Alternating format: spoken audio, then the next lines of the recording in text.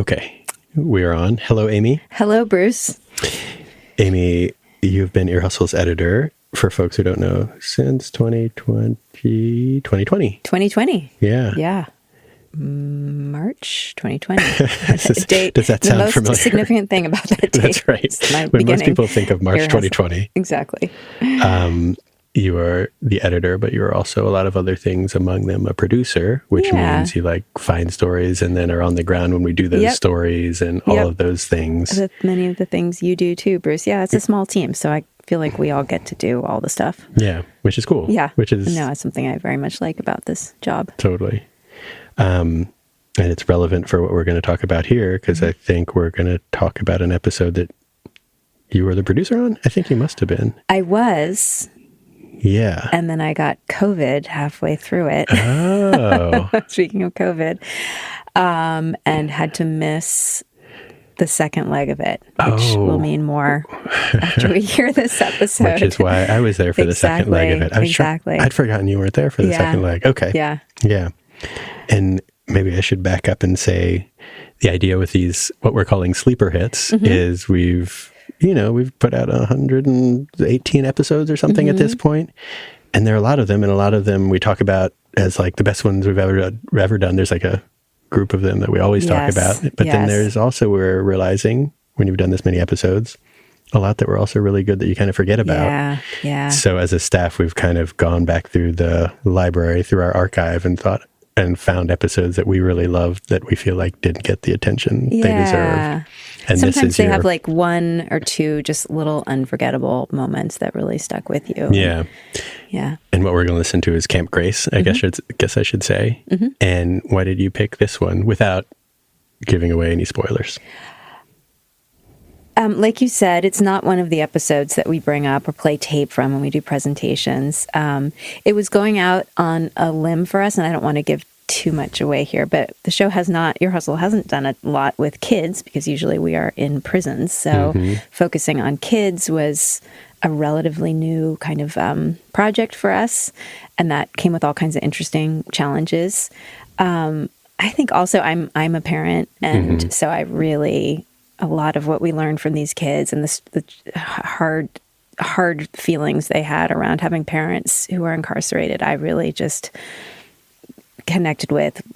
It just meant a lot to me. And I think one thing about Ear Hustle, I think one thing this show is really good at is just showing how kind of nuanced and complicated and the many shades of gray there can be in a relationship between two people. Yeah. And I think we did that really nicely between parents and their kids in this. Yeah. And you're right that it is one I forget about. Unless people are like, have you talked to kids before? Yeah. Unless they're specifically focused, this was one of two, I think, where we've done that. Yeah. Oh, can I say one other thing? Totally. There's this other aspect of this episode too, again, without giving too much away, that let us really talk about gang culture in prison in a way we had never been able to do before. And that was a surprise to all of us. We didn't go in realizing that was going to happen, but it was a real window into a part of the prison population that I don't think any of us had much exposure to before. Yeah. Other than, I guess, Erlan. But so that was really interesting. I learned a lot. There's a lot to navigate there. Yeah.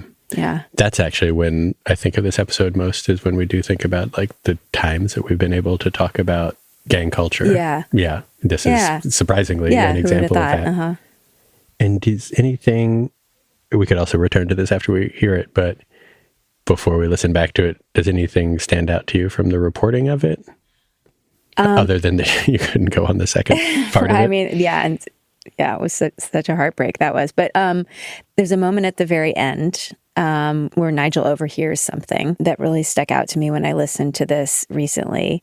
I also, you can cut this out later if you want, but listening back to it, it made me realize, we've gotten a lot better at narration since then. So when I hear this now, there are parts of it that I feel like, a little clunky, and we didn't, we would do a better job now. So it's kind of interesting as an editor to me in that way also.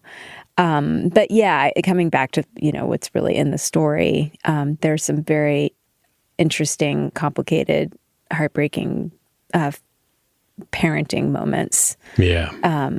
That I still think about. Yeah. I'm so curious. I don't remember what you're talking about, the overheard thing at the end. And also, let's keep track of the sort of, maybe it's going to get too in the weeds, but let's remember to talk about like, oh, we would have done that differently. Just the editorial decisions. Yeah. And sorry, I should have looked this up before we sat down to talk, but I can't remember when this originally aired. Good question, but it was definitely mid-pandemic because it took us a really long time. We were trying to do this episode, maybe even from before I joined the team. Definitely, This had years, or we had spent years trying to get permission and access to do this, and it kept getting shut down because of the pandemic, the program itself, and then our access to it. Right. We couldn't get in. December 22nd, 2021. That's when this came out? Yeah. Yeah. Okay. That was pretty early in my ear hustle time. Interesting.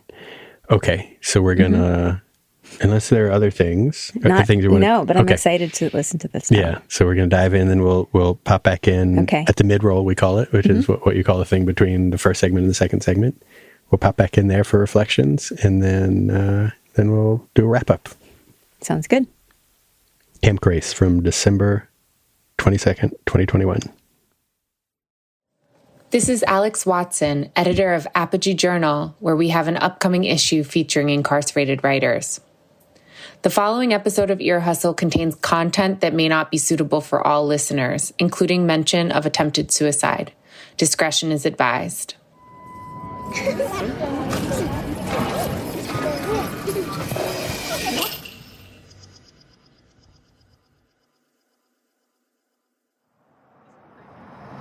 My name is Andrew.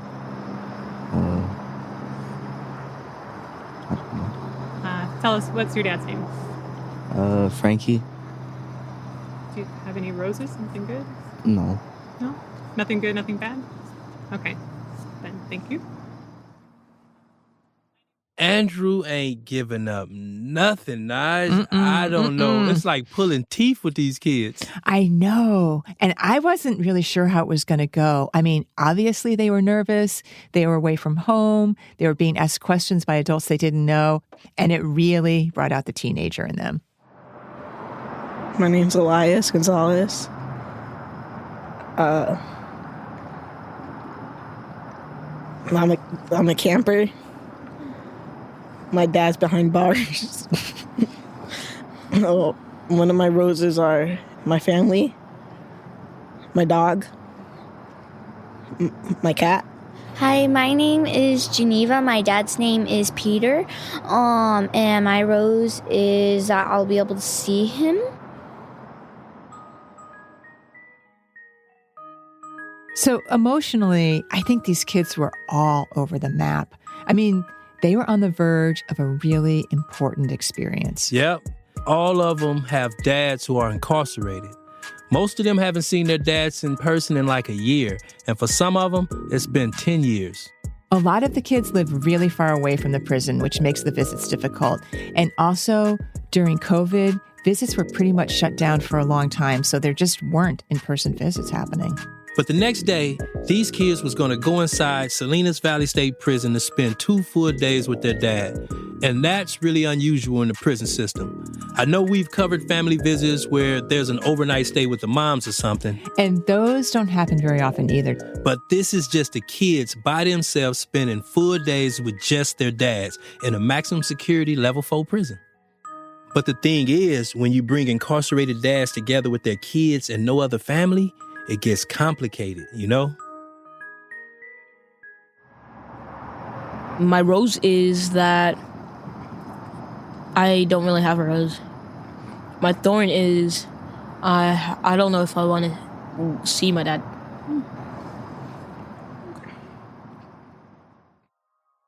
That's a deep thorn right there. Yeah, it really is. Well, on this episode, a lot of roses and definitely some thorns. For real. And Nige, it's also the last episode of the season. That it is, my friend. Today on the show, we are going to camp. Camp Grace. I'm Nigel Poor. And I'm Earlonne Woods. I always wanted to go to camp. This is Ear Hustle from PRX's Radiotopia.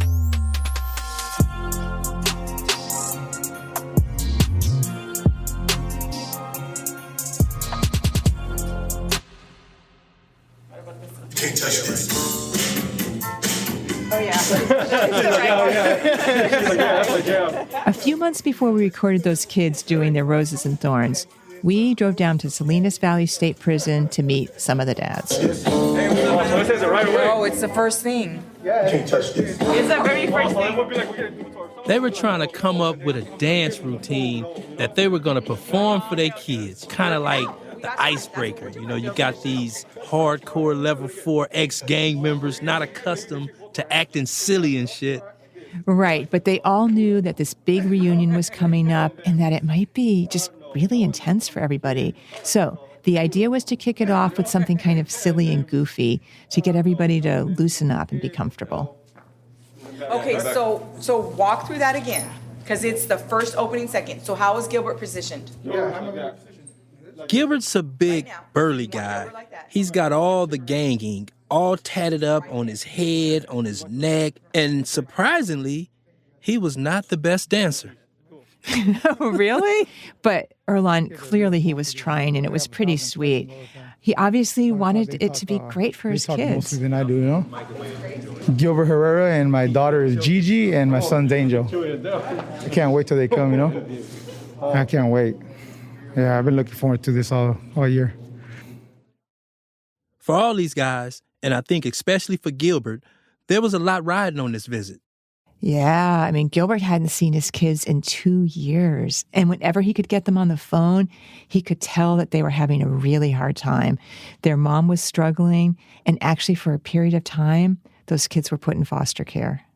You know, they got taken away, and that was a big thing for me. Like, I was going through it, you know, and Angel just shut down completely. So they got him back, and right now their mom's all lost and stuff, you know? And they deal with this, like, they grew up fast. Like, Gigi has her belly button pierced. When I found out, I was tripping. I was like, what the heck? And she was like, Dad, what, you're not here? She throws it in my face all the time. Like, they tell me all the time, if you were here, this wouldn't be happening. When I hear this, you know, I think about how lopsided relationships can be when you're in prison. You are completely reliant on that family member outside to make things happen. And if they can't do it, there's nothing you can do when you're inside. There's nothing. I mean, you only have 2 forms of communication, Nige, the letter and the phone. And if you can't get your message out on those 2, it's helpless. It feels like you're dying inside because you can't do nothing for the people you love. You can't hold them. You can't do nothing. What are you if you can't take care of your own people? You know, like you can't do nothing for your own kids. What do you do? Them being so little and them being so fragile and knowing the people they wanted to be and they can't do that because I'm not there, it's a massive feeling. I tried to kill myself a couple of times, as a matter of fact. I tried to OD once and I tried to hang myself once in the county jail. There's no living without the people you love, you know? So what are you expecting in October? In October, to see my babies, to hug them, to reassure them that I'm still their daddy and I love them, that they don't have nothing to worry about, that I'm never going to change on them. And that at the end of the day, when things are hard, we have opportunities like this with Camp Grace, and that Camp Grace is always going to be there for them. Usually this program, Camp Grace, is longer, with the kids coming into the prison every day for 5 whole days. But because of COVID, this year it's only 2 days. And that means trying to squeeze a whole lot of fathering into a really condensed time. It's a lot of pressure, you know? Some of these dads barely know their kids. Maybe they've had a visit before, but that's different. It's much shorter, just a few hours. Plus, you got the mom talking relationship stuff. It could be other family members there acting like a buffer. But at this camp, it's just the 2 of them, so it's very intense. Exactly. But maybe, Erlon, because there's no buffer, sometimes there's a breakthrough. And that's exactly what happened with one of the dads, Jose and his son, Alex. First camp, he, like 3rd day in, started calling me dad, you know, so... So Jose is this small guy, and like Gilbert, he's bald and covered with tattoos. He has this very intense, like coiled up energy, but he also has these beautiful, watchful eyes, like he's taking in everything that's happening around him. And he's been coming to camp for a few years with his son. Jose was sent to prison when Alex was just a little kid, and there wasn't really time to establish a righteous relationship. So when Alex called him dad for the first time, it really stopped him in his tracks. He was going to the bathroom, right? And he was like, Dad, I'm going to go to the bathroom. Okay, I'll be right back. I think he just kind of stopped for a pause second to see like my reaction, you know? So I didn't want to show too much like reaction. So I was like, oh yeah, cool. Try to play it off. But it was a big thing for both of us. And what did that feel like? It felt good. It actually made me feel like a dad for once. I knew I had a son. I knew I loved him and it would hurt if something would happen to him, but I never really felt like his dad. Yeah. You know, so once I saw myself as a dad, I started asking myself, well, would my son be proud of this decision that I'm making, you know? So this decision he's referring to, this is something we have always wanted to talk about on the show, and we just never could. Yeah, the ramifications of gang life in prison. That's a tricky subject, Nigel. So one of the main rules of Camp Grace is that if you want to participate and see your kids, you have to go through a whole year without getting any write-ups in prison. Basically, you got to have a clean record. But when you're in a prison gang, that's really hard to do because if you're affiliated, you live by the gang rules. You have to go out on the yard at certain times, do whatever they say, and sometimes that means doing the kind of shit that not only would get you written up, but would probably get you another case in court. Honestly, it's hard to find people to talk about this on the show because there's such a strict-ass code around this gang shit in prison. So anyone who talk about it is technically putting their life in danger. Right. Jose and the other guys in this program, well, pretty much all of them were gang members, really tied up in the politics of the Mexican prison gang culture. But they wanted to keep seeing their kids, so they made the decision to tap out. And when you leave a prison gang, basically your whole world changes. You're taken away from the main line and put into protective custody. It was the hardest thing I ever had to do in my life. I wrote it on a piece of paper like 5 times, like, hey, like I need to leave, and then crumple and throw it away. Like, no, I can't do this. Like, what am I doing? Like at least 5-6 times that day, you know? The day Jose finally decided to drop out, he didn't go out to the yard like he was supposed to under gang protocol. He just stayed in his cell.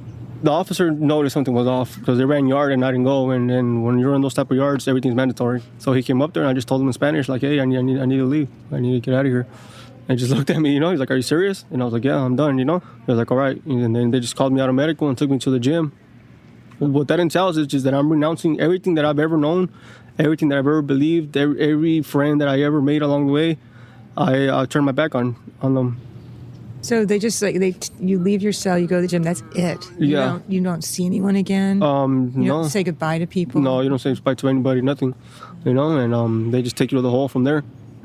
That's how it works. They take you to the hole for protection until they can move you to a different part of the prison where you'll be safe. And so he was really breaking with everybody, not just the people inside prison, but outside too. Because Jose grew up in this gang life shit. Mm-hmm. So this was going to affect not only the prison shit, but his street life as well. One of the officers told me that day, like, it can't be harder than coming to prison. Coming to prison for us is like a rite of passage. You know, it's like something we look forward to, that I used to look forward to, like a dumbass, excuse my language, but that's just the way that it was. Growing up, blue shirts, I was expected to come to prison. Was there anyone you were able to talk to about dropping out? Anyone in your family, or no? It's all in an internal dialogue. Mm-hmm. It sounds so hard. It's harder than what I'm making it seem. It was the hardest thing I ever had to do, but I think it's the best choice I think I've ever made. Jose told us the way he got through this was to create a kind of tunnel vision. He just focused on the one thing that he really wanted, and he tried to block everything else out. When I think of freedom, I think of like a lake, you know, of being able to just prone out like on a lawn chair with a fishing pole and like a little cooler right there. And my kid, that was like the perfect evening for me. It makes it easier for me not to partake in certain things because they don't fit in my little picture. I have my little picture, and whatever it takes to get there, that's what I'm going to do. At the end of the tunnel, just that light, that picture, that lake, that's it. That's my destination, you know? How often do you look in that tunnel? Every day in the morning. Every day in the morning, I wake up and I see myself, there's my goal.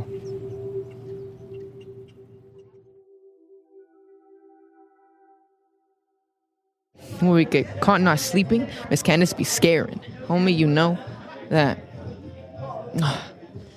Dang it, wait, Fast forward a couple of months, and we're hanging with MC Alex. Yep, that's the kid Jose cannot wait to see. Always ready to get some ladies. Hit me up. I'm 13 years old.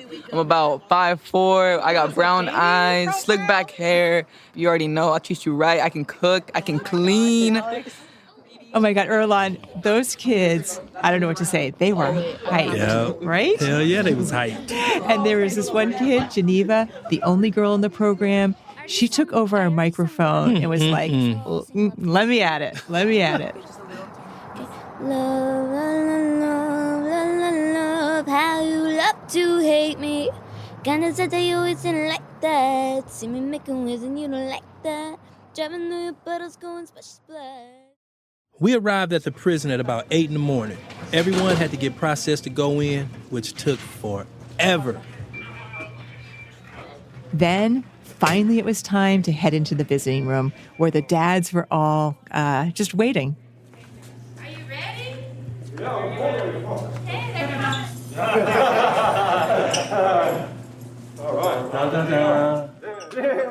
So we walked into the visiting room, and it's this kind of big space. It looks a bit like an elementary school, but you can tell you're in prison, right? Because of the signs of like, don't go there, don't touch this. It's echoey. And when those kids went in, whew, it was loud. And there were the dads, all standing there in kind of like a zigzaggy, awkward-ass line. As soon as the kids walked in, they ran to their fathers. Like they were all jumping into each other's arms. There was hugging and screeching. And the room was just full of this, I don't know, this delightful, positive energy. It was like they were saying, we're here. And Alex ran right up to his dad, Jose, gave him a big old hug. And Geneva, the one who was singing that K-pop song, she was jumping all over her dad. And then there was Andrew. He was the kid who was so quiet at the top of our show. His dad, Frankie, was just standing there with this huge grin on his face. I wish you could see your own face right now. You look like a kid. You look so happy. Your eyes are like this big and like smile and like you're just glowing. Thank you. It's really great to see it. This kind of feels like freedom, to be honest. Everywhere we move in there, we have guns on us. Everything's controlled. Right here, all the walls come down, and it's relaxing, but at the same time, because it's something different, I'm nervous. Like, I'm out of my element. This is something different. Like, the making small talk, the feeling all these hours, enjoying this blessing, but also, like I say, I'm nervous because I want it to be so good. I'm like, I want it to be comfortable. I want him to be happy. I want this to be a great experience for him. Yeah, I mean, obviously there were going to be a lot of emotions and nerves on that first morning. So before long, it was time for an icebreaker. And E, you know what time it was. Doom, doom, doom, doom, doom, doom, doom, doom. Can't touch this. Can't touch this. Can't touch this. Nigel, I was looking at the kids' faces as they watched their daddies dance. And some of them probably was feeling embarrassed to watch it, and some of them was enjoying it, Yeah, I mean, that screeching of the sneaker on the floor kind of says it all. Right. It had that kind of feel to it. But honestly, I think all the kids got into it. Because remember, eventually, the dads were like beckoning them to come up and join them, and they all did. Yeah, it was cool. It was cool to watch. And then as the day went on, you could really see the relationships developing. Like that icebreaker works. He's taller than me. Jose kept checking out how tall Alex was and like seeing how good his fade was. Yep, and then you had Frankie and them over there just, like patting each other, you know what I'm saying? Like, I don't know if it was boxing pats or it was something. That's right. Probably. And Geneva, she kept asking her dad about, when am I going to get that cat? Mom said I could get a cat. Definitely. And he was just like, soon. Yeah, so I'm getting the cat. Does your dad know about this plan? I do now. But then, there was that one dad and his kid, and honestly, I could hardly look over there. And this was the kid who the night before camp told us that his thorn was he wasn't sure he wanted to see his dad. Yeah, and now he was finally with his dad, and it was hella awkward. I mean, every time the father hugged his son, the son just went limp, arms down, no interaction, like, who is this dude? His mom asked that we not use her son's name. So we'll just say that the dad is a tall cat, one of the older dads in the room, and he has this old school sports type of build. And at one point, I pulled him over to ask how it was going. So what have you learned about your son and yourself? Well, I learned about my son, that he got his own mind. And I learned about him, too, that it's like, I've been gone for 10 years, and it's like that gap where I just give him a shower and sit him on his high chair, change his pampers and whatnot. That is over. I got to go forward. But even in that, it's some bumps. At the end of the day, I really don't know him. Yeah. From 10 years, I don't know him. How does it feel to have to say, I don't know my son? It feels like your choices that you make could shatter a whole bunch of stuff like glass. You can't put a bottle back together once it broke. Yeah. It's like reaching for the wind. Yeah. It's going through your hand. You know what I mean? It's like, wow, it's just smoke. You know, when it's all said and done, it's like smoke, like. Does that hurt? Yeah, because you're searching for a relationship that's not there. You know what I mean? Yeah. And it's like, man, where do you start at? So what did you learn about him? I learned about he's not no dummy, and he got his guards up to the fullest, and that's a good thing, and that's what I pray. God guard his heart and his mind. Do you think he has his guard up against you? Right now, I think that he's mostly hurt. I think I love my son, you know, but sometimes I don't know where to start. I was watching that dad and his son. You know, their table was sort of like off to the side of the room a bit, away from the others, and often seemed very quiet, like they wasn't really talking to each other.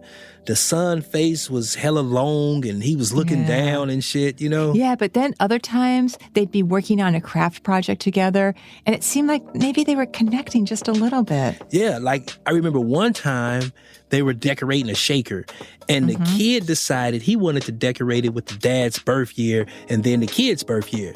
So the kid painted it blue and gold, which he said was like these royal colors to him. I know. It was cool. It was like suggesting there was some connection between them. Right. And this is a deliberate idea on the part of the camp organizers. So they have all these craft projects so the dads and the kids can basically create together. They call it side-by-side work. So they create something instead of just sitting there looking at each other like, what do we do now? Right, right. And then, at the end of the day, you know what it was time for, right? Mm-hmm. Another round of roses and thorns. A thorn is that tomorrow's our last day and that I don't get to take food home. My rose is being able to be silly and obviously spend, all the time with your child and able to take that shine with you out there to the yard. Me and my dad did each other's nails.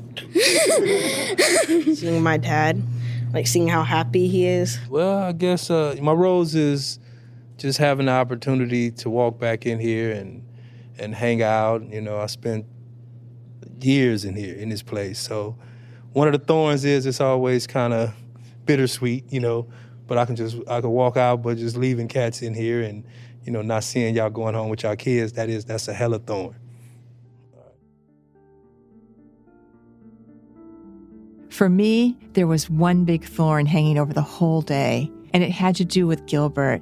that burly guy whose kids had spent time in foster care. Yeah, Gilbert was so worried about those kids and really desperate to see them. But after all of that, his kids didn't show up to camp. And we'll talk about that after the break.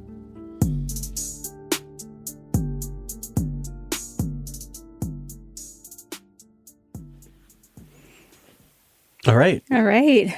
Part one. Yeah, a lot happened. I know. Yeah. What stood out to you? Like what, I guess maybe before, let's not start with what we would change. Okay. Like, there are some things. What memories were jogged for you, or what kind of stood out for you? I remember so clearly, and this was a long time ago, but I really remember that interview with Gilbert. Really? He's that guy at the top. He stuck with me more than anyone else. His desperation to see those kids was so palpable. And obviously, people in prison don't want to be there. They're longing to be outside. But it was just so, he didn't know what to do with his body. I mean, he was just like he was boiling over with this need to get out and take care of his kids. Yeah.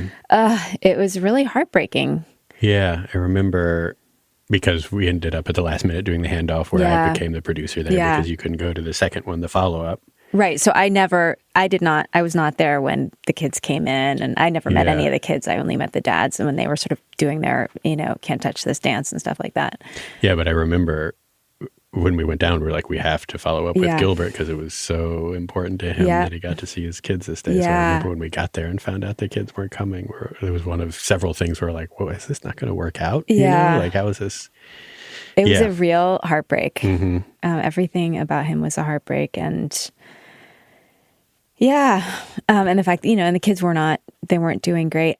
And I was thinking this would have been one of the first trips, if not the first trip we made to another prison. Yeah. I think Erla, Nigel, and I had been to maybe Lancaster before this. But this was... I had only been to San Quentin, and even there maybe a couple times because the pandemic had kept us out of there too. Right. But I remember this is a prison Erlan had spent a lot of time at. And so I remember showing up there and him saying, oh yeah, that's, this is, I think, well, anyway, yeah, he'd spent a bunch of years at Salinas.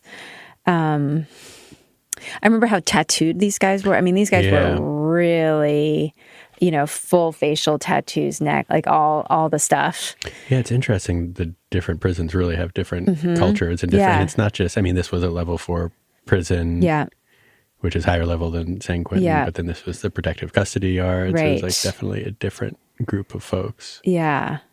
And these were guys who had, I mean, like, what's his name? Was it Jose? Can't remember. Jose, like one of them, guy. Like Jose says, they'd all made this really, life-altering decision to get out of the gang that they'd been in prison and before prison too, and kind of cut off contact with many of the people in their lives. And that's a really dangerous decision. And so they were now all living in this smaller protective custody part of the prison, which seemed... kind of lonely. And I didn't get the sense that a lot of them had much going for them other than this opportunity or this chance to see their kids. I do wonder, I was trying to think why the circumstances here allowed them to talk more openly about leaving the gangs, because my memory is when we've tried to talk to folks before about it, it hasn't just been that they weren't in a safe place. Like, I feel like to a certain extent, people never totally feel safe about talking about it because we've talked to people who are like years after gang involvement and out of prison. Yeah. And they still just talk about things in very vague terms, if they're willing to talk about it at all. Right. And it's kind of unusual that they're willing to talk about it at all. Though even here, I mean, there's certain things that you don't ever really hear, right? I mean, I'm listening to myself say, and I'm like, am I allowed to talk about this? I think, I don't know. But anyway, this idea that when you're in a prison gang, those are the rules that you live by. And you can't just hang out in your cell all day. You have to be boots on the ground in the yard. And if you are asked to do something, you have to do it. Of course, what we never talk about is what that might actually entail. Is it trafficking of something? Is it violence? Is it retribution? Is it, and that all is really kind of off limits stuff for Ear Hustle. Yeah. But, listening to this, I thought we handled that well. And Totally. I was hearing Erlan had just a really nice way of describing that without crossing any lines. And I know we worked really hard on that. That language Totally. went through many, many revisions, and I felt proud of how we handled it in the end. Yeah. Other notes, and now don't hold back about things you would change. Definitely at the top. One thing I like about Ear Hustle is that we often kind of throw people into a situation before really explaining what's going on. We pretty much always start with what we would call a cold opener, which is just some tape, and then afterwards you find out who's talking and the context for it. But here, I wonder how a listener would hear this who had no idea what this episode was going to be about. It to me felt pretty confusing and kind of all over the place. There's not this sort of laying it out, here's where we are, here's how this program works. It's a little all over the place. That was my main note. The sort of the way we explain the motivation for each scene, and then the way we get between the different scenes is very, because we're also like hopping back and forth in time. Exactly. And we don't the chronology is confusing. Signpost that. Yeah. I think we had a lot of good tape, but these ensemble kinds of episodes where there's no main character, there's just a bunch of characters, each of whom has some really good tape, but no one's really stealing the show. Yeah. They're hard to assemble because it's hard to keep track of who's who and what their backstory is, and what's the deal with their kid again, and what's their kid's name, and it's very hard to do well. And when you don't nail it, it can sound a little scattershot. And to me, this all sounds a little scattershot. Yeah. I wonder how much of it also was that, like, you always have to improvise because the plan you go in with is never what actually happens. Yeah. But I think that happened maybe more than average with this one because, I think we were thinking, well, Gilbert was amazing. Like his reunion with his kids, and the kids, we'll talk to the kids, we'll get to know them. Maybe that's the through line. That obviously didn't happen. I also remember, because I was the one, that first tape we heard, the kids being super awkward around the microphone. I was there for that one because that was the second trip. And at that point we were like, wait, is this not going to work? These kids just do not talk at all. Kids are so hard. For all the reasons that are totally understandable. Like, they're in a very vulnerable moment, and they're around these strangers holding microphones around them, and they're around all these peers that they know to a certain extent, but they don't know that well. Yeah. But there were all these, I think, ideas we had about how this episode would go that didn't actually play out, which is some of the joy of the work too. But I wonder if part of that was, part of the feeling that we're kind of trying to figure out how to tell this story. Still in the episode. Yeah. These are young kids too. I can't. Right. They were like 10 to 15. Right? Yeah. Or young some teenagers. Yeah. Many challenges. The pacing is fast. Totally. Yeah. I wanted to kind of have some moments where we as listeners could kind of just catch our breaths and think about what we just heard. And I feel like we're always kind of racing on to the next thing. So I don't think the pacing is great. We talk about that a lot when we listen back to old episodes. And I think that's like an influence you've had more than anybody probably, is just like getting the pacing locked in. Because it really requires like a mix of pacing. And I think maybe we've traditionally had like one rhythm, one speed that we kind of do everything at, and we're telling more and more stories that require different speeds. I think, and this was definitely one of them. Even though they all get a little jumbled together because of the structure, the characters in the top are very vivid. Like the people are very you want to know more about all of them. I feel like. And that's why I picked this episode, is because there are these. Again, Gilbert and his just. That desperation. The guy who says, I love my son, but I don't know where to start. I wrote this at the end of the day. I don't know him. That's what's it like to have to say that, to a stranger into a microphone about your relationship with your son. And he says he's very beautiful. It's like reaching for the wind in your hands. And I found that really, just really heavy and really striking and really raw. I was trying to remember listening to that, because I know we had a lot of conversations about how we would talk about that particular relationship, the father and son who were kind of the exception, and then it just felt like very tense and uncomfortable between them. I can't quite remember what the conversations we had were. Well, we didn't use his name. Everyone else gets named, and we did not give that father's or that kid's name. And it's not, we had permission to record them. It's we didn't want something out in the world that they would listen back to and feel, you don't want to affect their relationship in a negative way. Yeah, totally. Somehow gave them more chances. But you definitely want to like reflect that obviously this is not all like, an uncomplicated situation. He called me dad for the first time. I mean, that's beautiful. But the reality is that, and we've done a couple stories about incarcerated parents and kids, and every time there's some story in there about a relationship that is just like, it doesn't seem like it's ever going to work. Yeah.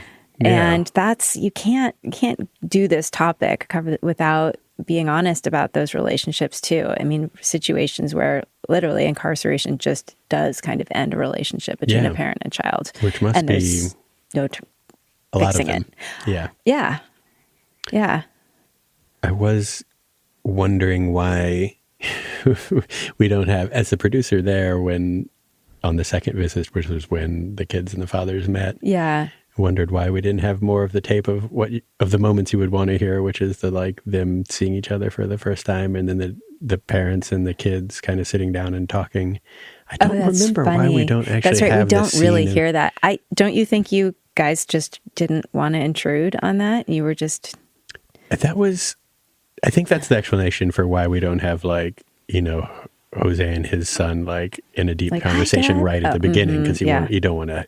You want them to have that moment without strangers with microphones there. Yeah. I don't know why we wouldn't have the kids came in, because Nigel even describes it was all this amazing energy in the room, right. in the ambient. I know. You can't hear that at all. She's saying it's really loud, but it doesn't sound that loud. It sounds very quiet, actually. I know. And I can't actually, another part of it, I was reminded, you can hear Nigel has a mask on. So I'm not quite sure how distant we had to be just because of COVID. You were needing to keep...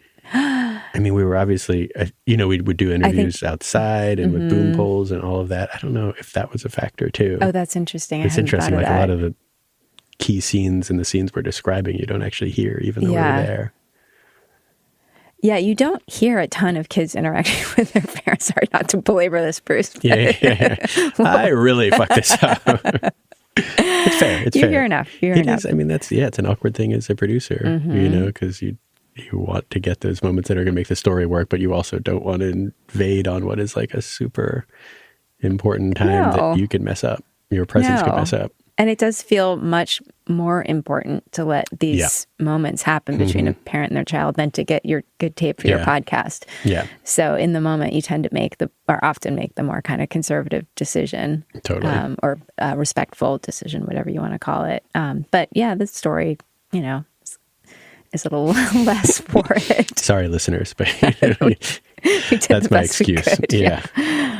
Any other thoughts before we actually go to the aforementioned break, and then we'll come back and listen to the second segment? No.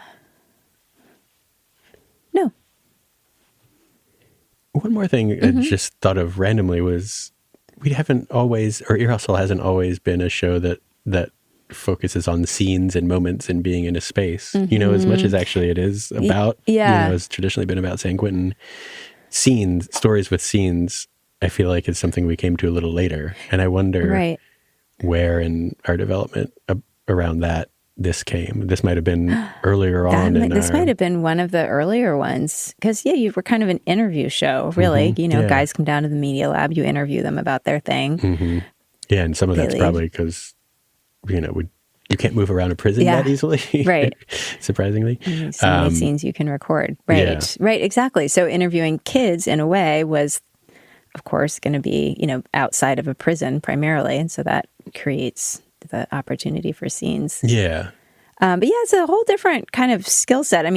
It's a different writing skill set. It's hard, it's a different thing to write around scenes and narrate something that's happening rather than, narrate through an interview. And it's different production-wise, and knowing, there are definitely spots in there where I hear, the scene ambi not working like it would, even if we had the right scene ambi, we didn't actually mix it in as skillfully as we might have. I heard a little double breath in there. Did you hear that? Oh, I didn't hear that. I heard stuff that was too loud and stuff where you were describing something in narration, but it doesn't actually happen in the ambi at the right time. That's funny. I didn't even notice that. Yeah, it's hard to do. Totally. Very, very fun, but hard to do well. Yeah. So give us a break.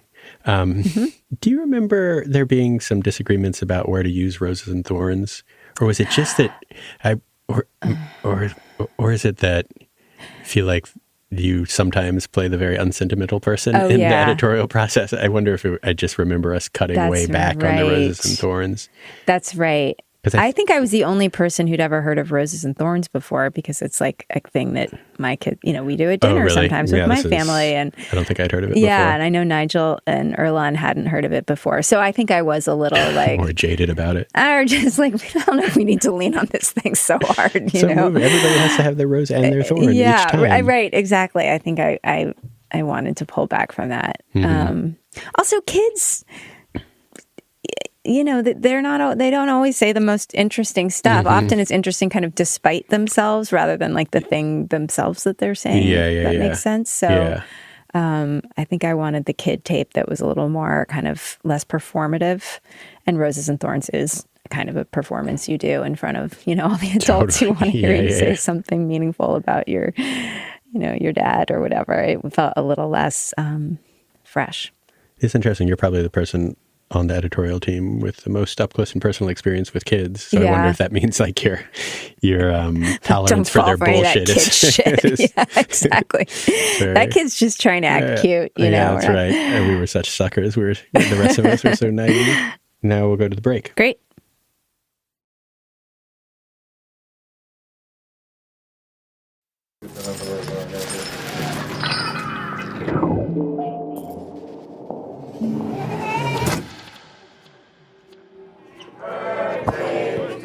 On the second day of camp, the staff brought out this big old cake and a gang of cupcakes. And they all sang happy birthday. It's like a gumbo of everybody's names when it get to that part.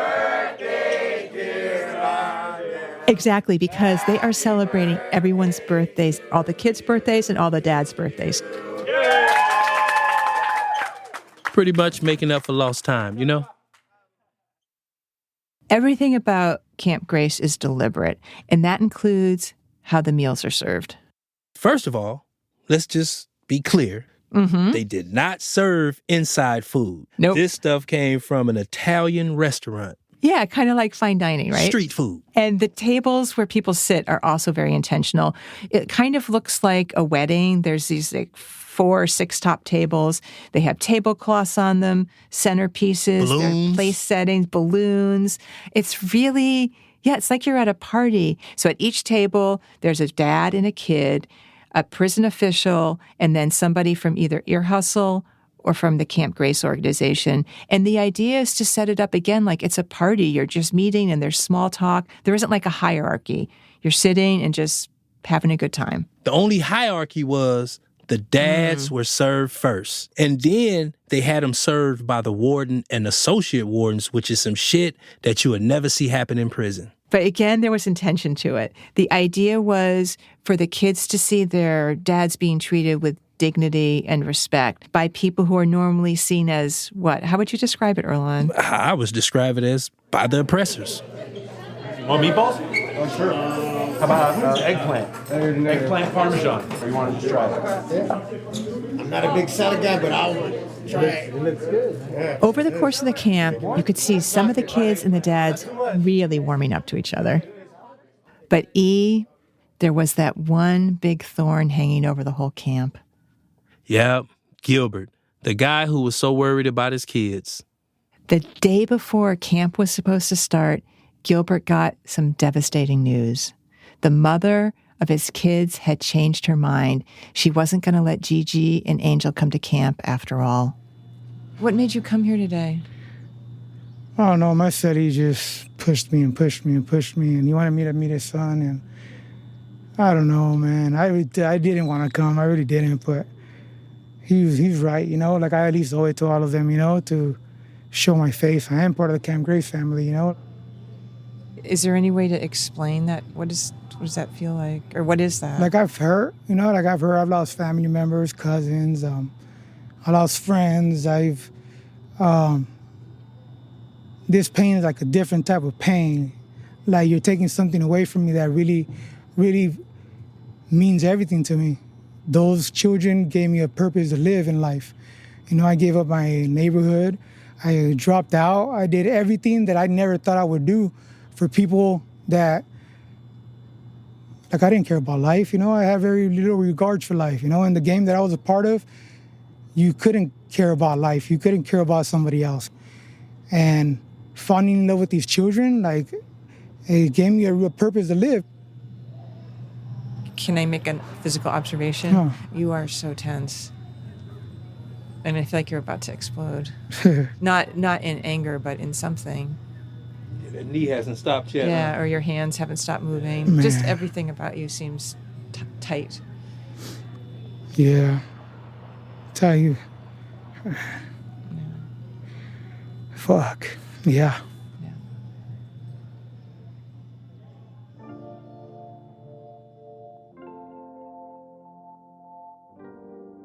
It was interesting to see all the relationships.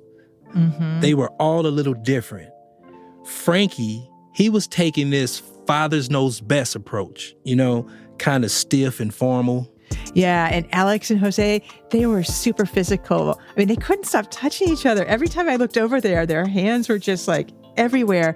It was kind of like Jose was afraid if he stopped touching him, his kid was going to disappear. Just disappear, poof. Yeah. And Geneva, she had this kind of bossy relationship with her pops. She'd be like, I'm going to paint your nails, Dad. And he'd just sit there like, okay. Exactly. But then there was one dad and his son we mentioned earlier. We're not using their names, but they were the ones who were having a hard time connecting. And this was a hard one. I mean, I know he wanted to have a relationship with his son, but it just seemed like he didn't have any idea of how to reach him and how to get there, No, yeah. I was raised up different. My mom and my daddy, and they ain't never sat me down and said, this is what I did, and confessed their sins to me. You know what I mean? Their errors or their ways and whatnot. They ain't never did that. And I love their dirty socks in spite of that. And I think that was healthy too. Some things is better not known because God, even God, when you come to him, he say, throw your sins into the sea of forgiveness. If there's not a daddy to show them truth, where is they going to find the truth? What has that happened with your son here? I believe that's what he see. He see I'm sound. I'm not somebody telling my son, cuz, you better, man, cuz, I'm up in here, man, cuz, don't be, man. I ain't doing none of that. Go to school, son. Mm-hmm. Get your education. Get to know your creator. See what God said. Oh boy, man. His main strategy was to just talk about God. Yeah. And it wasn't working. Yeah, I tried to step in and, offer a little advice to him, Can I make a quick suggestion? Yeah. You gonna be open for it? Yeah. Just don't talk religion all day to him. Okay. I'm trying not to. Talk about you and him and try to leave God out of it for a minute. Okay. I'm trying to, Connect on that level. And I'm trying to, too. I'll do that. Trust me. I'll trust you. All right. All right. Do you think it worked, Erlon? Well, one thing I've learned about Christians in prison, they base everything on God and Jesus. As the day wrapped up, it was back to roses and thorns. My roses that I got to come and spend time with everybody. My thorns are that my kids didn't get to come. My rose, the kids. I love the energy that they bring to this place. My rose is that I got to paint my dad's face and his nails. And my thorn is that I did not finish the Italian food. My rose is that I had a lot of fun playing football today and dancing and rapping. My thorn, yeah. The grieving because I haven't been around my children. The relationship and the bond that we had was taken away when I came to prison, and I grieved for them. That's my thorn. My rose was being here, talking to everyone, playing with the football outside, running around. And with that, Camp Grace was coming to a close. Goodbye, Camp Grace. Goodbye, your hustle. On a count of three. Till next year. 1, 2, 3. Goodbye, Camp Grace. Goodbye, your hustle. Till next year. say. Earlonne, there was this moment as the kids were leaving the prison and they were talking about how the camp had gone. It's pretty hard to hear, but as they're walking out, one of the kids said to another kid, "You really don't like your dad, do you?" You do not like your dad, do you? No. And this was the kid who was really having a hard time bonding with his dad.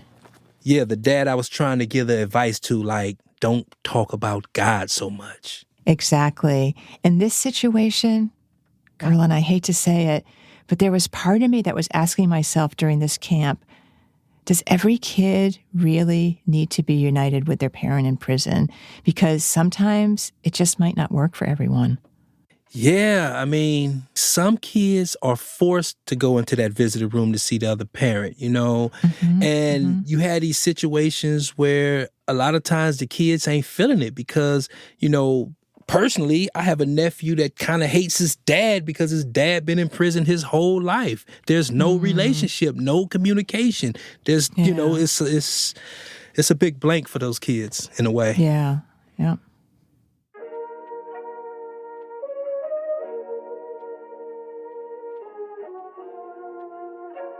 About a week after camp, I ran into Jenny, one of the organizers of Camp Grace. Remember when we were walking out of San Quentin? Mm-hmm. And I asked her about that kid who wasn't getting along with his dad. And she told me this amazing story. Camp Grace gives the dads these T-shirts to wear. And at the end of camp, they give them to their kids so they can take them home and wear something that smells like their dad. Right, right.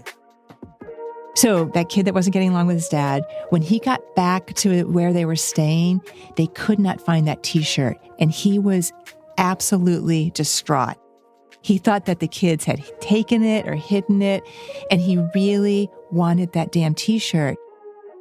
That idea that he couldn't connect with his dad in person, but that he wanted this symbol of his father, this thing that held this kind of intangible scent of him, he wanted that close to him. Right. It just told me that every kid has that in them somewhere, and something as transitory as a scent is a starting point for them. I mean, I think a lot of times you technically can't see eye to eye because it's been, 10 years since they had seen each other?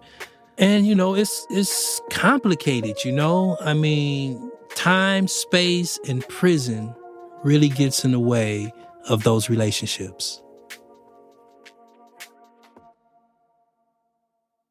Even though we didn't get to meet them at Salinas, we do have some special guests to read the credits. That's right. Gilbert's children, Gigi and Angel, came through for us. Ear Hustle would like to thank all the parents and children who spoke to them for their story, and a big thanks to the Camp Grace team, Karen, Jenny, Sandra, Candace, and Maria. Thanks also to Alma, Jen, Adriana, Officer Muros, Officer Guevara, and Warden Atchley at the Salinas Valley State Prison. This episode of Ear Hustle was produced by Irma Woods, Nigel Poor, Hassan New York, Thomas, John, Yaya Johnson, Rashid, Cinnamon, Bruce Wallace, and Tony Tafoya. It was sound designed and engineered by Antoine Williams, with music by Antoine and Raji Zinneman.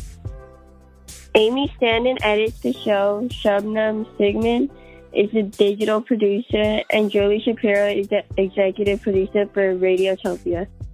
Ear Hustle would also like to thank Warden Ron Bloomfield at San Quentin. And as you know, every episode of Ear Hustle has to be approved by this guy here. This is the last episode of season number 8. Man, who would ever thought? Back in 2017 when we started this journey, man, that we'd be here. It's just amazing how, you know, this thing has evolved, and there's just so many more stories that are out there that are waiting to be told. And just like this episode here, how it took this whole different avenue with kids and how incarceration impacts them. So with that, Merry Christmas to the Ear Hustle world. Merry Christmas. Happy New Year. Happy Kwanzaa. Happy Hanukkah, and whatever else you may celebrate. And with that, I will say I am Lieutenant Sam Robinson, the Public Information Officer at San Quentin State Prison, and I do approve this episode as we finish this season, anticipating many more. Feliz Navidad. See? Got everybody. You know what I had on my mind today, man? I just can't blow it, though. What's that? It's the Temptations. That Merry Christmas with that big bass. Oh, the bass with the voice. Yeah. Merry Christmas. I can't get it, man. I'm not there. Hey, you need some eggnog, man. I need some. I'll get back to you. No, definitely. This podcast was made possible with support from the Chan Zuckerberg Initiative, working to redesign the justice system by building power and opportunity for communities impacted by incarceration. Ear Hustle is a proud member of Radiotopia from PRX. Radiotopia is a collection of independent, listener-supported podcasts. Some of the best podcasts around. Hear more at radiotopia.fm. Yeah, a lot happened in that second segment, too. Yeah, it really kind of ties up a bunch of, ideas that were still kind of left hanging in the first half, and I was sort of satisfied by that. I mean, Gilbert, as tragic as his, as his situation is, if his kid's not showing up, you do hear him, his cellie makes sure he goes to the event, even though he doesn't want to. I love that part about it. Me too. Yeah.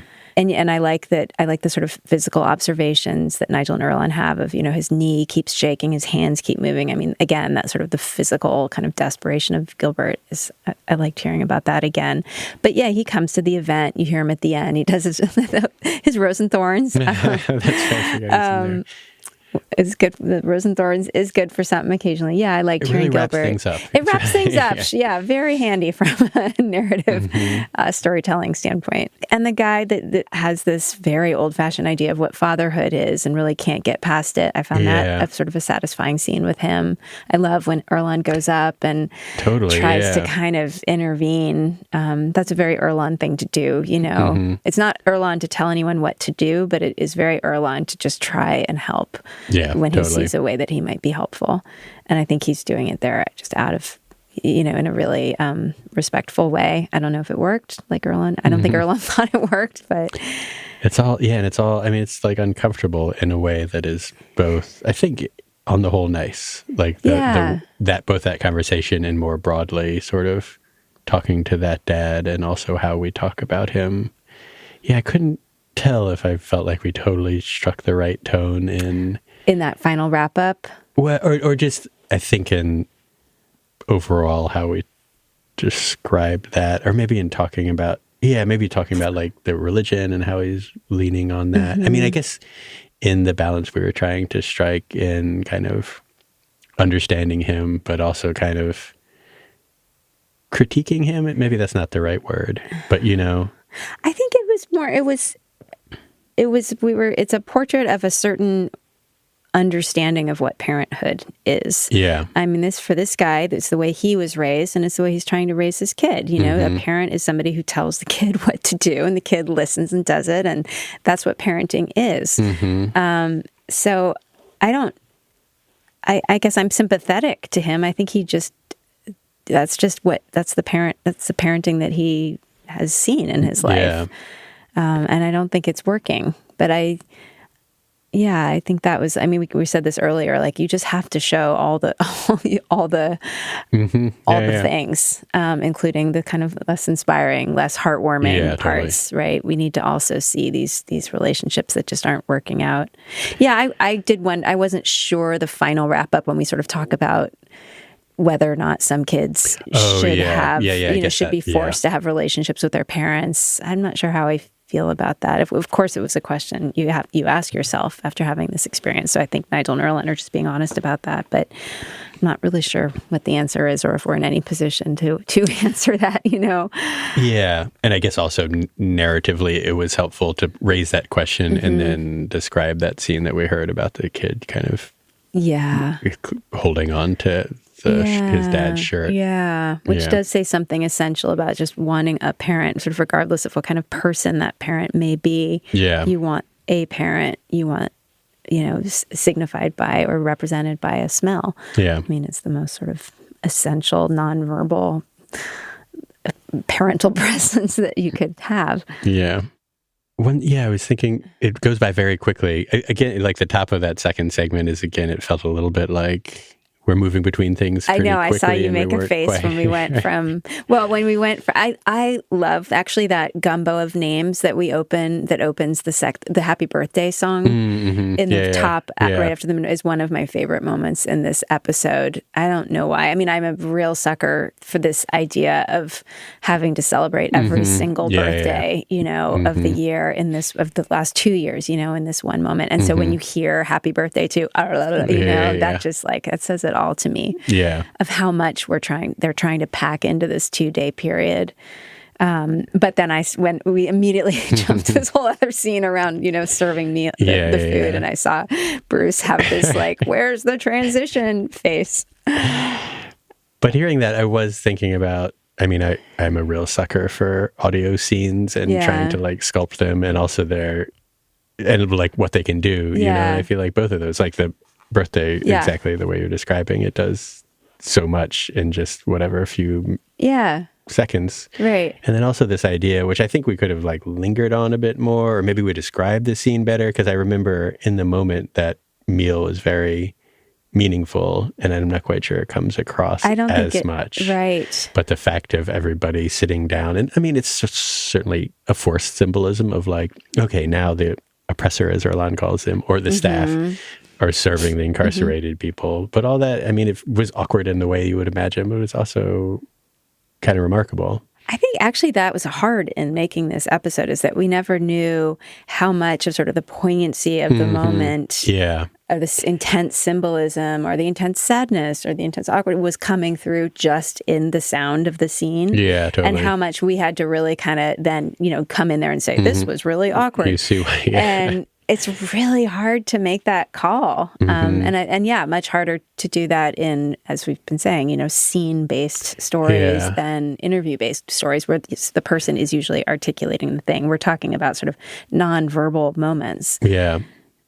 It's really hard to know what's like.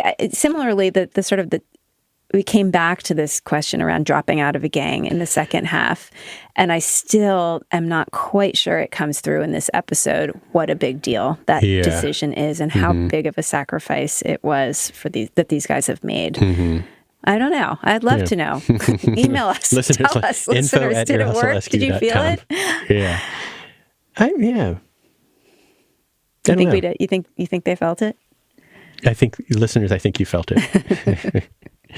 I hope so. Also, back on that, Dad, I did find myself bristling, which maybe...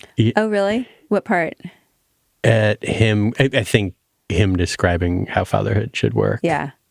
I felt bristling on behalf of his kid, Yeah. I don't know I do what think that's you were not a father when you went and were there for that moment. Do you think you see it differently now? I don't know. I don't think so, because I still feel that way now. I don't know. Yeah. Yeah. I wish I had some profound thought about that, but I don't. I just remember. Yeah, I'm not sure you have to be a father to understand what this guy is getting wrong. Yeah. Did you feel sympathetic to that dad when he talks about how his parents raised him, and what did he say? I love their dirty socks, which I think means that he didn't criticize. He would never have criticized anything about his parents, even their dirty socks. Right. That's funny. I didn't actually think that deeply about what that meant. I just thought it meant I really loved him. But you're right. Yeah. Despite all of that, or even the bad stuff I loved about them. No, I was definitely sympathetic to both of them in the time. And I don't know. I feel like with everybody in that room, there's such a mix of motivations, in probably a more complicated way than most kind of family relationships, Yeah. Well, most family relationships, in a family without incarceration, you get to all this stuff plays out over months and years, right? But here it's just squeezed into a couple of days. There's that moment, mentioned this at the top, when Nigel Nerlin overheard this kid saying, being asked, a kid says to another kid, "You don't like your dad, do you?" Yeah. That breaks my heart. I think partly, of course, because the kid has to admit that he doesn't like his dad, but just to have another kid see that about you, that's a really, really hard thing to admit for a kid. Really hard thing to admit for a kid, because the sort of loyalty or desire to be loyal to your parent, even when they've treated you badly, is huge. And so I just felt for that kid. But also, I feel like there's maybe something nice that that he did have kids that could ask him that. Like, I feel like those kids who had just gone through this thing and have parents who are also incarcerated, fathers who are also incarcerated, they could ask that in a way that maybe other people couldn't, you know? Yeah. Because it's not, I kind of remember the scene. It was like very not judgmental. That probably comes across in the tape, you know? Yeah, it was sort of, it did not sound judgmental. Yeah. It was kind of guileless in a, kid kind of way. Yeah. I wonder, I don't know if these kids stay in touch. Like I don't know what happens. I think they do. I think that's part of the program. They go camping. I think it's a much longer year-round kind of thing than just this prison visit. And I know that the people who run this camp are also pretty involved with the kids, you know, getting them in sort of mentorship ways and trying to offer them some sort of continuity through the year of, you know, helping them sort through their various, you know, issues and stay connected to their parents. This would actually be a cool one to do a follow-up on. Because listen, I really genuinely do want to know where everybody is now, what's happened with all of them. You know, he didn't end up in here, but one nice thing about, I don't know if he was there on the first visit, but there's a CO who's been like Camp Grace's CO at Salinas Valley, who we kind of mentioned at the end. Oh, I think he gives a thorn, but he's not named. I'm just remembering like what I think he's sort of like the opposite of your standard picture of COs, maybe just what a sort of like big-hearted, you know, he just like loved Camp Grace and loved those days, and I think has been their CO the whole time. And Officer Muros. Yeah, and he's a guy. Male CO. Yeah. It seems like it's usually the women who are sort of doing, you know, the emotional labor, these kinds of programs. But wow, that's cool. Yeah, that's kind of remarkable. I mean, Salinas seems like a very hard place. I think that prison was tough and did not seem to have a lot of programs. I mean, a real far cry from the sort of San Quentin with all of its, you know, yoga classes and everything. That's just... I mean, I was feeling a little regret because the warden, as we said, came to that lunch and he was like very eager for Ear Hustle to keep coming. Oh, wow. Yeah. Well, and maybe we need to reach back out. I feel like wardens move around so quickly. I wonder if he's still there. But yeah, maybe. Mm-hmm.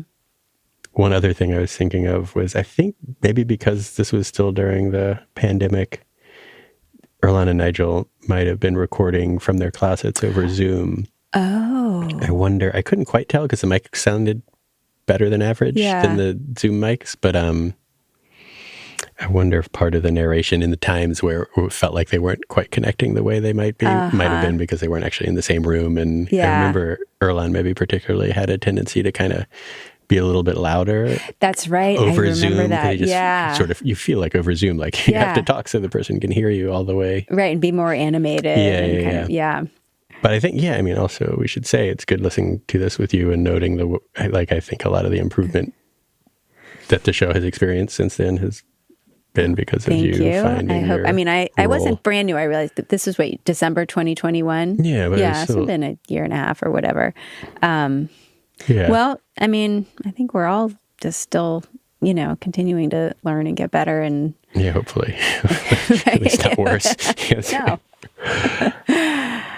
But this is a hard one, actually. You know, it's not like I heard this and I thought, oh, I can't believe we didn't, you know, start with this tape and then do this and put all the gang stuff in one spot. And I really didn't hear a lot of fixes. I just heard a lot of like, it's a little chaotic yeah, feeling. It wasn't which like... makes me think this was a harder than usual episode to produce. Yeah, and who knows, each season, like sometimes the end of the season, which this was, you're really running on fumes. That's true. So that could have been a factor too. Yeah.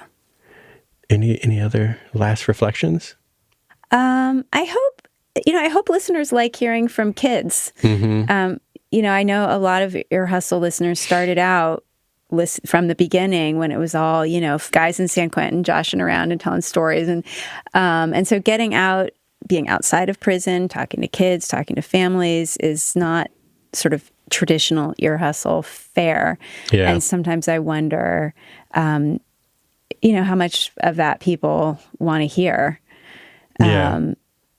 So I'd like to hear from listeners about that, because for a show about prisons, we've done remarkably little about parenting from prison. I mean, it's just a huge issue and something that, everyone we talk to has some experience of parenthood or thwarted parenthood, or their own parent was incarcerated. I mean, it's just the way, what incarceration does to families is such a massive issue. There's so much more to say about it. And again, so much nuance and gray areas. And so I would love to do more about that. Yeah. All right. Thanks, Amy. All right. Thank you, Bruce. This was fun. Thanks for making me listen to this again. Yeah, I love revisiting the archives. Yeah, me too. Radiotopia. From